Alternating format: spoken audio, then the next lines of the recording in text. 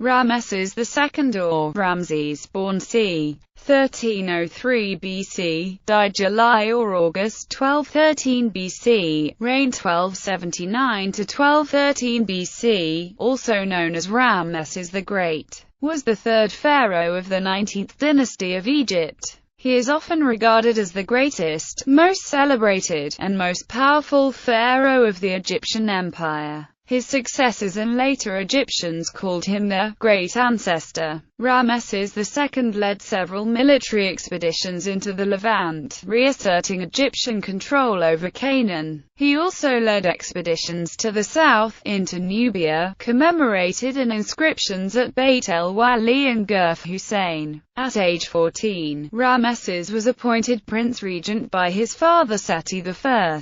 He is believed to have taken the throne in his late teens and is known to have ruled Egypt from 1279 BC to 1213 BC. Estimates of his age at death vary. 90 or 91 is considered most likely. Ramesses II celebrated an unprecedented 14 said festivals during his reign, more than any other pharaoh. On his death, he was buried in a tomb in the Valley of the Kings. His body was later moved to a royal cache where it was discovered in 1881, and is now on display in the Cairo Museum. The early part of his reign was focused on building cities, temples and monuments. He established the city of Ramesses in the Nile Delta as his new capital and main base for his campaigns in Syria. He is also known as Ozymandias in the Greek sources, from a transliteration into Greek of a part of Ramesses' throne name, Uzamaratis Atipanri. The justice of Re is powerful, chosen of Re. Campaigns and battles. Early in his life, Ramesses II embarked on numerous campaigns to return previously held territories back from Nubian and Hittite hands and to secure Egypt's borders. He was also responsible for suppressing some Nubian revolts and carrying out a campaign in Libya. Although the Battle of Kadesh often dominates the scholarly view of Ramesses II's military prowess and power, he nevertheless enjoyed more than a few outright victories over the enemies of Egypt. During Ramesses II's reign, the Egyptian army is estimated to have totaled about 100,000 men, a formidable force that he used to strengthen Egyptian influence. Battle against Shirdon Sea Pirates. In his second year, Ramesses II decisively defeated the Shardana or Shirdon Sea Pirates, who were wreaking havoc along Egypt's Mediterranean coast by attacking cargo-laden vessels traveling the sea routes to Egypt. The Shirdon people probably came from the coast of Ionia or possibly southwest Anatolia. Ramesses posted troops and ships at strategic points along the coast and patiently allowed the pirates to attack their prey before skillfully catching them by surprise in a sea battle and capturing them all in a single action. A stela from Tarnis speaks of their having come in their warships from the midst of the sea, and none were able to stand before them. There must have been a naval battle somewhere near the mouth of the Nile, as shortly afterwards many Shirdon are seen in the pharaoh's bodyguard, where they are conspicuous by their horned helmets with a ball projecting from the middle, their round shields and the great Naue2 swords with which they are depicted in inscriptions of the Battle of Kadesh. In that sea battle, together with the Shardana, the pharaoh also defeated the Lucca and the SqrsSW peoples. First Syrian campaign. The immediate antecedents to the Battle of Kadesh were the early campaigns of Ramesses II into Canaan. His first campaign seems to have taken place in the 4th year of his reign and was commemorated by the erection of what became the first of the commemorative stela of Nahr el-Kalb, near modern Beirut. The inscription is almost totally illegible due to weathering. Additional records tell us that he was forced to fight a Canaanite prince who was mortally wounded by an Egyptian archer, and whose army was subsequently routed. Ramesses carried off the princes of Canaan as live prisoners to Egypt. Ramesses then plundered the chiefs of the Asiatics in their own lands, returning every year to his headquarters at Riblah to exact tribute.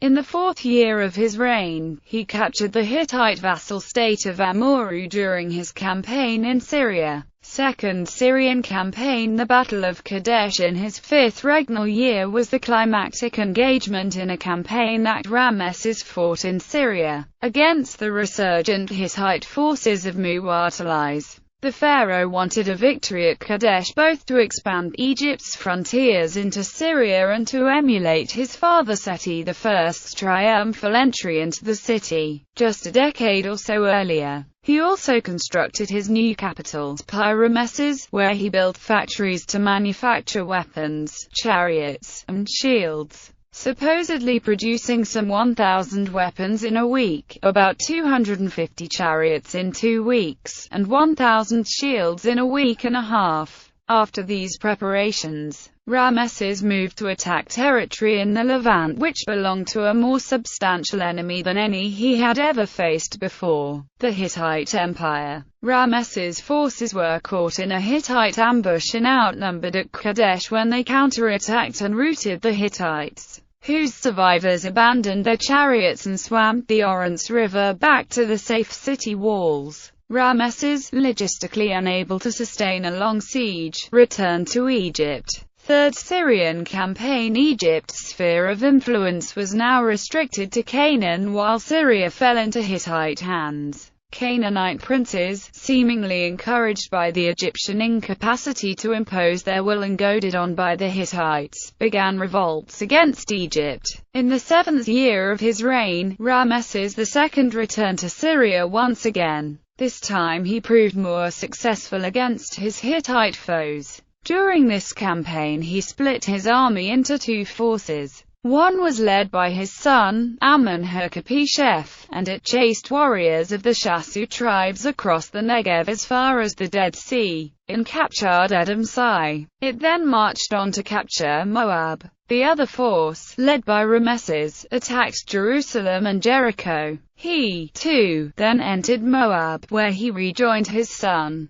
The reunited army then marched on Heshbon, Damascus, onto Qumadi, and finally recaptured Upi, re-establishing Egypt's former sphere of influence. Later campaigns in Syria. Ramesses extended his military successes in his 8th and 9th years. He crossed the Dog River and pushed north into Amurru. His armies managed to march as far north as Dapper, where he erected a statue of himself. The Egyptian pharaoh thus found himself in northern Amurru, well past Kadesh, in Tunip, where no Egyptian soldier had been seen since the time of Thutmose III almost 120 years earlier. He laid siege to the city before capturing it. His victory proved to be ephemeral. In year 9, Ramesses erected a stela at Beth Shean. After having reasserted his power over Canaan, Ramesses led his army north. A mostly illegible stela near Beirut, which appears to be dated to the king's 2nd year, was probably set up there in his 10th.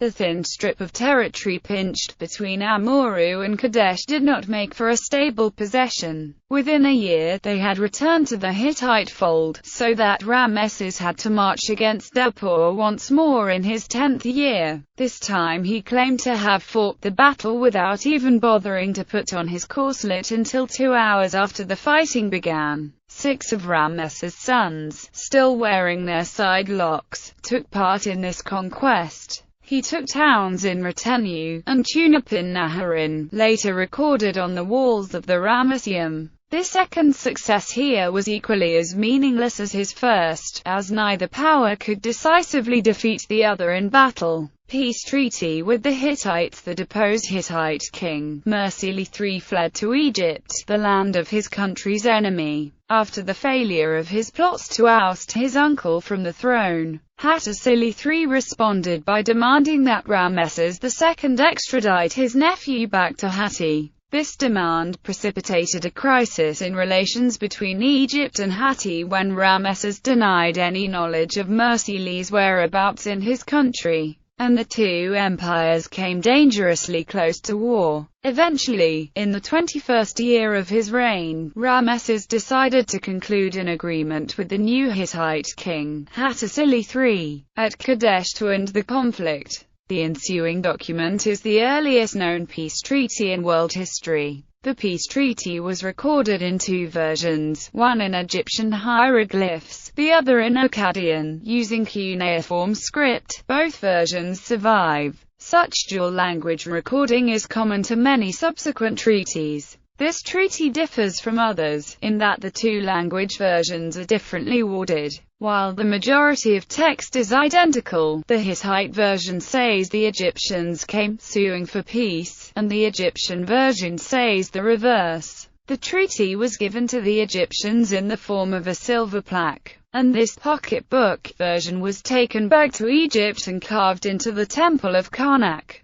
The treaty was concluded between Ramesses II and Hattusili III in year 21 of Ramesses' reign. Its 18 articles call for peace between Egypt and Hatti and then proceeds to maintain that their respective gods also demand peace. The frontiers are not laid down in this treaty but can be inferred from other documents. The Untitled Sea Papyrus describes Canaan during the latter part of the reign of Ramesses II and enumerates and names the Phoenician coastal towns under Egyptian control. The harbour town of Sumer, north of Byblos, is mentioned as the northernmost town belonging to Egypt, suggesting it contained an Egyptian garrison. No further Egyptian campaigns in Canaan are mentioned after the conclusion of the peace treaty. The northern border seems to have been safe and quiet, so the rule of the pharaoh was strong until Ramesses II's death, and the waning of the dynasty. When the king of Myra attempted to involve Ramesses in a hostile act against the Hittites,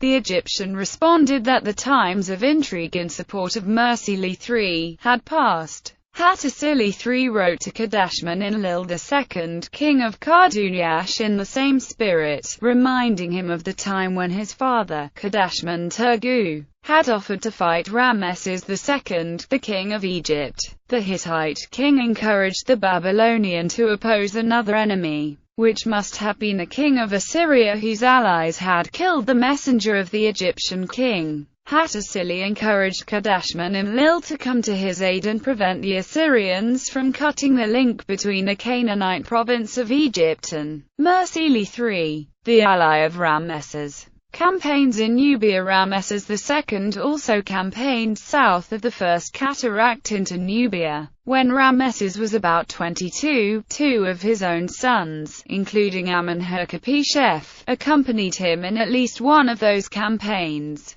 By the time of Ramesses, Nubia had been a colony for 200 years, but its conquest was recalled in decoration from the temples Ramesses II built at Beit el-Wali, Gurf Hussein and Kalabsha in northern Nubia. On the south wall of the Beit el-Wali temple, Ramesses II is depicted charging into battle against the Nubians in a war chariot, while his two young sons, Amenhotep and Khemweset, are shown behind him, also in war chariots. A wall in one of Ramesses' temples says he had to fight one battle with the Nubians without help from his soldiers. Campaigns in Libya. During the reign of Ramesses II, the Egyptians were evidently active on a 300-kilometer stretch along the Mediterranean coast, at least as far as Zawiyet el-Rekem. Although the exact events surrounding the foundation of the coastal forts and fortresses is not clear, some degree of political and military control must have been held over the region to allow their construction. There are no detailed accounts of Ramesses II's undertaken large military actions against the Libyans. Only generalized records of his conquering and crushing them, which may or may not refer to specific events that were otherwise unrecorded. It may be that some of the records, such as the Aswan Stela of his year 2, are harking back to Ramesses' presence on his father's Libyan campaigns. Perhaps it was Seti I who achieved this supposed control over the region, and who planned to establish the defensive system, in a manner similar to how he rebuilt those to the east, the ways of Horus across northern Sinai. Religious impact. Ramesses was the pharaoh most responsible for erasing the Amarna period from history. He, more than any other pharaoh, sought deliberately to deface the Amarna monuments and change the nature of the religious structure and the structure of the priesthood, in order to try to bring it back to where it had been prior to the reign of Akhenaten. Said festival. After reigning for 30 years, Ramesses joined a select group that included only a handful of Egypt's longest-lived kings. By tradition, in the 30th year of his reign, Ramesses celebrated a jubilee called the Sed Festival, during which the king was ritually transformed into a god. Only halfway through what would be a 66-year reign, Ramesses had already eclipsed all but a few greatest kings in his achievements. He had brought peace, maintained Egyptian borders, and built great and numerous monuments across the empire. His country was more prosperous and powerful than it had been in nearly a century. By becoming a god, Ramesses dramatically changed not just his role as ruler of Egypt, but also the role of his firstborn son, Amenhotep. As the chosen heir and commander-in-chief of Egyptian armies, his son effectively became ruler in all but name.